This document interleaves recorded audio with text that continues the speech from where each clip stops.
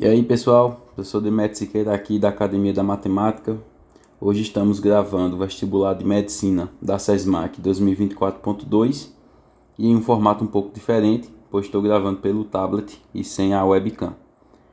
Bem, se você gostar do conteúdo, ao final do vídeo, eu peço que você se inscreva no canal, se já não for inscrito, e compartilhe com o pessoal para que outras pessoas possam conhecer o meu trabalho e o canal continuar crescendo e para que eu possa continuar gravando esse tipo de material. Caso você queira um outro ano da SESMAC que não esteja aqui, ou algum outro vestibular que te interesse, você pode postar nos comentários também. Então vamos lá. A questão diz o seguinte: admita que uma característica particular de uma pessoa seja determinada por um par de genes, um gene do pai e o outro da mãe. Suponha também que D designa o gene dominante e R o gene recessivo para essa característica.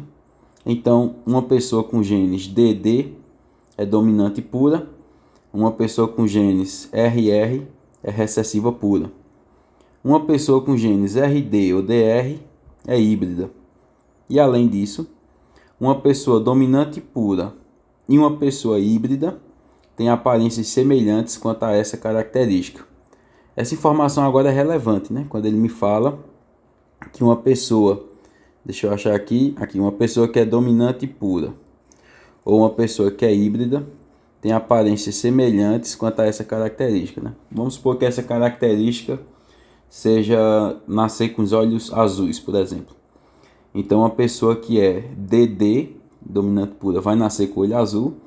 E se for híbrida, RD ou DR, também vai nascer com o olho azul, tá?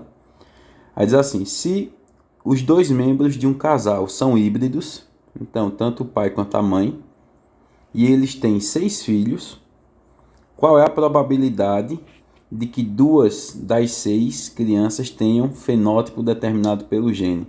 Fenótipo é essa característica que a gente consegue observar, por exemplo, o olho azul, tá? Então, qual é a informação relevante? São 6 filhos, só que eu quero que 2 das 6 crianças tenham esse fenótipo que é determinado pelo gene dominante, tá? Então vamos lá. A primeira observação, né, a primeira coisa que a gente tem que pensar são nos pais. Então foi dito para a gente que tanto o pai quanto a mãe são híbridos. Então o que é que a gente pode afirmar aqui, né? A gente tem aqui o pai e a gente tem a mãe. No caso do híbrido, tanto faz eu colocar RD ou DR, tá? Vou colocar o D primeiro. Então, por exemplo, o pai, a gente sabe que é DR. E a mãe, a gente também sabe que é DR. RD e DR não vai fazer diferença, beleza? Bem, como é que eu posso pensar nas possibilidades aqui para os filhos? Vamos passar uma linha aqui para separar os pais dos filhos, tá? Eu tenho que fazer todos os cruzamentos que são possíveis. Deixa eu arrastar aqui para baixo um pouquinho essa linha. Eu tenho que fazer todos os cruzamentos que são possíveis aqui. Como é que eu faço isso? Parece a lei distributiva em matemática. É como se fosse assim, ó. Eu vou pegar esse D que eu estou grifando de azul e vou aplicar a distributiva com as duas possibilidades de lá. É como se eu fosse fazer essa conta aqui, ó. D vezes D e D vezes R. E depois a gente vai pegar esse R aqui e vai fazer também com os dois de lá. Vai fazer R vezes D e depois R vezes R. Então esse é o raciocínio, tá? Vamos fazer isso. Fazer todo de preto aqui, tá? Mas primeiro vou começar com D que eu grifei de azul. Então D com D vai ficar D, D. D com R, o D azul com R vai ficar D, R. Agora vamos partir para o R que eu grifei de laranja. R com D vai ficar RD. Eu também poderia colocar DR. E R com R vai ficar R, R. Aí a gente quer que o filho ele nasça com a característica, né? E a característica a gente sabe que é dominante. Aí tanto quem é dominante puro quanto quem é híbrido tem a característica de acordo com o enunciado. Então qual é a probabilidade de ter a característica? Então qual é a probabilidade do filho, quando eu falo do filho, de um filho qualquer, tá? Ter a característica. Professor, qual é a característica? Não foi dito, né? Eu dei um exemplo que poderia ser nascer com olho azul. Então, a probabilidade de um filho qualquer ele ter essa característica é de 3 em 4. Vocês concordam? Vê, esse cruzamento que a gente fez e achou as 4 possibilidades, eu não estou falando que vão ser 3 filhos que vão nascer. Eu estou dizendo que de cada 4 filhos, é provável que 3 venham a ter a característica. Isso que eu estou circulando aqui, ó, serve para qualquer filho, tá? Não é uma coisa que é especificamente para 4 filhos. Então a chance de eu ter essa característica é de 3 em 4. Logo, a de eu não ter, que é o caso do RR, é de 1 em 4, beleza? Então vamos lá. O que é que a gente tem que levar em consideração agora? Já fizemos uma parte importante, tá? Já sabemos qual é a chance de se ter ou não aquela característica. Agora a gente tem que levar em conta os filhos. Quantos filhos eu vou ter? No caso aqui está dizendo que são 6. Então veja, eu vou colocar aqui, ó. Esse é o filho 1, filho 2, filho 3, 4, 5 e 6. Desses 6, eu quero que 2 deles tenham a característica. Quais são os 2? Eu não sei. Vamos supor que sejam os 2 primeiros. Eu sou, se não fosse, já eu comento os outros casos, tá? Mas sempre assim, probabilidade, quando você percebe que você precisa calcular muitos casos, é importante você faça um primeiro, né? Tipo, escolha uma, particularize e faça conta para aquele caso. Porque depois, se você descobrir quantos casos tem, basicamente só vai ser multiplicar por essa quantidade, tá? Então vamos fazer esse caso aqui. Eu quero que o filho 1 e o filho 2 tenham a característica. Qual é a chance disso acontecer? Eu já sei que a chance de acontecer é de 3 em 4, né? Então a chance do primeiro ter a característica é de 3 em 4. E a do segundo ter também é de 3 em 4. Veja que uma observação importante, são eventos independentes. O primeiro filho ter a característica não significa que o segundo vai ter mais chance de ter a característica ou menos chance. Sempre que vai nascer um novo filho, a chance é independente do filho anterior. É igual eu lançar uma moeda e sair o cara. Quando eu for lançar a segunda vez, não tem mais chance de sair cara ou coroa, porque na primeira saiu cara. Então são eventos independentes.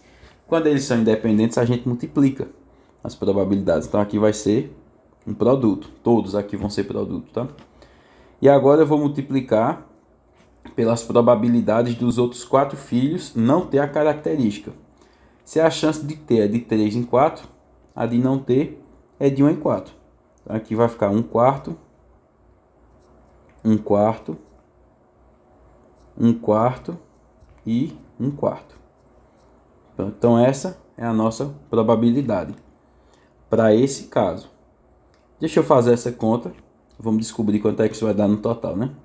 Multiplicação de fração, a gente multiplica os de cima e multiplica os de baixo, tá?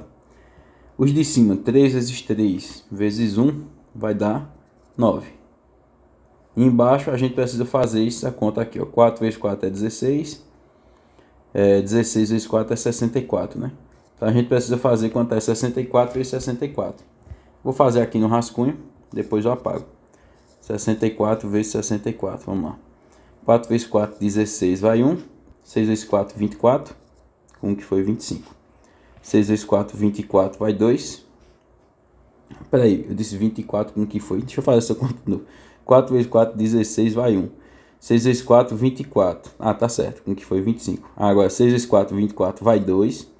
6 vezes 6, 36. Com 2, 38.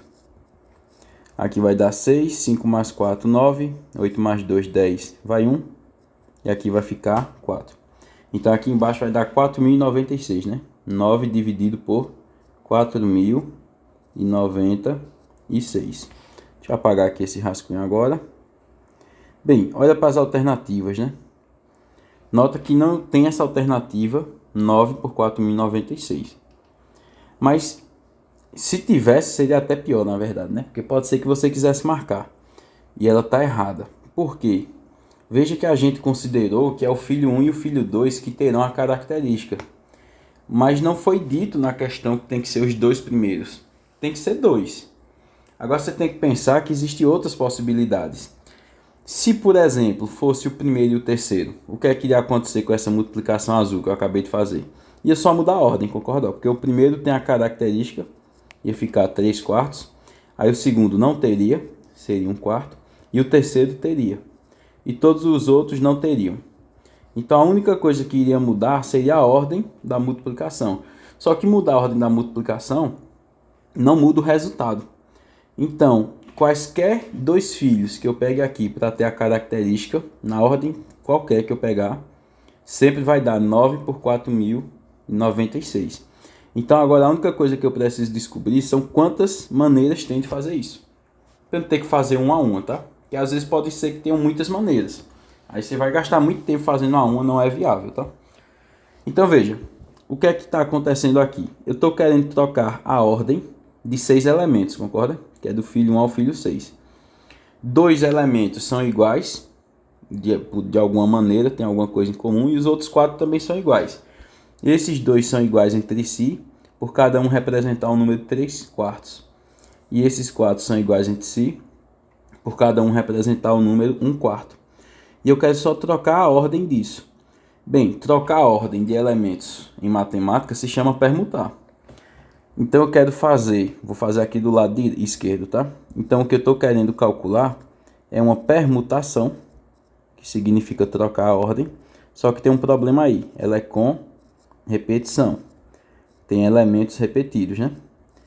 Então eu quero fazer uma permutação de 6 elementos. Então só por isso daqui já seria 6 fatorial, possibilidades. Só que aí tem um problema. Tem as repetições, isso vai diminuir as possibilidades. Então a gente vai ter que dividir pelas repetições. Aí vamos lá, as repetições fazer aqui de laranja. Tem um elemento que se repete 2 vezes e o outro que se repete 4 vezes. É assim a anotação, tá? Então aqui eu tenho que dividir por 2 fatorial vezes 4 fatorial. Vamos desenvolver o 6 fatorial. 6 vezes 5 vezes 4 fatorial para aqui, que a ideia é cortar por debaixo. 2 fatorial é 2 vezes 1. E 4 fatorial eu vou manter, que é para poder cortar o 4 fatorial de baixo com o 4 fatorial de cima. E aí só ficou 6 vezes 5 em cima, que é 30, né? E 2 vezes 1, que é 2. 30 por 2 vai dar 15. Então veja, tem 15 maneiras distintas de 2 filhos nascerem com a característica dentre os 6. E eu calculei a probabilidade de uma só dessas maneiras. Como tem 15, todas elas vão dar o mesmo resultado, a gente já viu isso. Então basta a gente multiplicar esse resultado que a gente acabou de encontrar aqui, ó, 9 por 4.096, multiplicar por 15. Em fração, a gente multiplica o de cima com o de cima, né? Então aqui eu vou fazer 9 vezes 15. 9 vezes 10 é 90. E 9 vezes 5 é 45. 90 mais 45 vai dar 135. Então a nossa probabilidade final vai ser de 135 dividido por 4.096. E aí agora sim a gente conseguiu chegar na alternativa correta. Aí você pode se perguntar, letra A, né? Professor, mas eu não já sabia que era 4.096? Só a letra A tem 4.096. Só que aí tem um problema, né, pessoal? Podia ser que eu tivesse multiplicando, por exemplo, se ao invés de 15 fosse 30. Se eu não tivesse feito essa permutação com repetição e eu não soubesse, vamos supor que fosse 30. Então, quando eu pegasse esse 9 por 4.096 e multiplicasse por 30, perceba que 30 é 2 vezes 15, concorda? Então, eu teria o 9 vezes 15, que vai dar 135. Só que esse 2 aqui, ó, poderia simplificar com 4.096. E aí quando eu simplificasse, ia dar 2.048. Então assim, não é porque embaixo deu 4.096 que a alternativa obrigatoriamente seria a letra A, não. Tá? Porque dependendo de por quanto eu multiplique, se der para simplificar com o número de baixo, o número de baixo vai mudar. Então é importante ficar isso claro para você não pensar que essa conta foi feita à toa, essa da permutação com repetição. Às vezes você pode, por conta de não fazer isso, você perder a questão, beleza? Então é isso. Se você tiver gostado aí do material, curta aí o vídeo, compartilhe, se inscreve. Qualquer dúvida que tenha ficado, posta aí nos comentários. E até o próximo vídeo. Um abraço.